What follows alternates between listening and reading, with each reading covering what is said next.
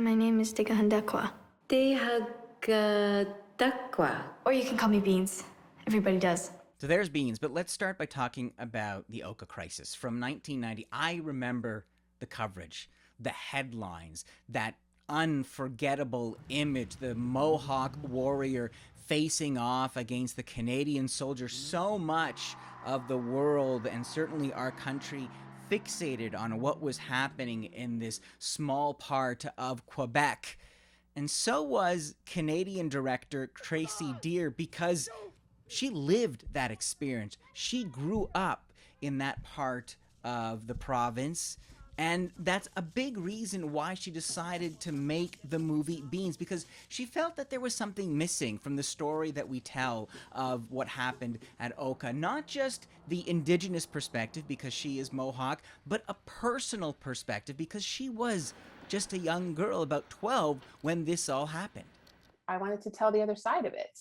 And I wanted to humanize it too. You know, it was a devastating coming of age for me to learn what it is to be Indigenous in this country in that way. The movie begins as the crisis did. The plans to expand this golf course run into the local community's Mohawk cemetery, leading to having Mohawk community members banding together and standing up and forming this kind of ad hoc response. What is going on here? We're taking the bridge. Oh, hey! You want to use this bridge? This is Indian land! But what makes it so powerful is that Oka isn't the focus, but really the background. The center of the story is Beans herself, this 12-year-old Mohawk girl about to become a teenager, so eager to grow up. You can see it in her eyes, the way she's carefully watching the cooler, older kids. Now, some of Beans' acts of rebellion are more personal than political, kind of classic coming-of-age movie material, putting on makeup secretly or changing her clothes to try and fit in.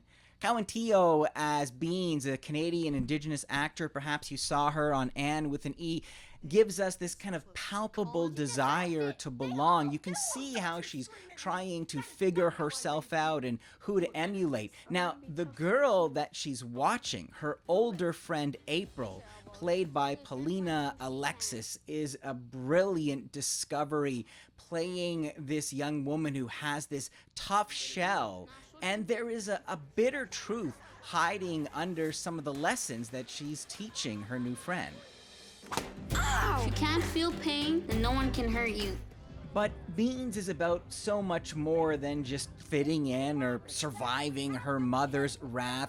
She is also forced to run this gauntlet of racism and hate, first at the grocery store when they just go to pick up some supplies. Your kind are not welcome here. Excuse me? What the did you just say? Wait a minute. And then this harrowing car ride where the family drive into an angry mob. Get on the floor now. Get on the floor! Here's the thing, director Tracey Deer was that girl. She remembers that moment. That is why it is in this film. She was that girl crying on the floor of the car. And it wasn't very easy for her to go back for filming. I didn't want to have to put words to those memories. I didn't want to go back to those memories. So it's even still hard. I still have a very hard time watching that scene. But by revisiting it, by filming that scene with her Indigenous cast and her crew, it allowed her to channel that experience into something greater. The powerlessness I felt that day and the worthlessness I felt that day, that is what I was doing with this film, is I was countering that. I think what director Tracey Deer has done with this movie Beans is a radical act of empathy, allowing us to understand what happened there in a way that I've never had the privilege to understand before. By taking this story of conflict and making it into a tale of awakening, by spending time with these characters, you start to understand the trauma that they're carrying and how it shapes their actions. This is a story about a young girl discovering her worth and her voice. My name is Teka Handakwa. It is a must-see worth 5 out of 5 stars. Eli Glasner, CBC News, Toronto.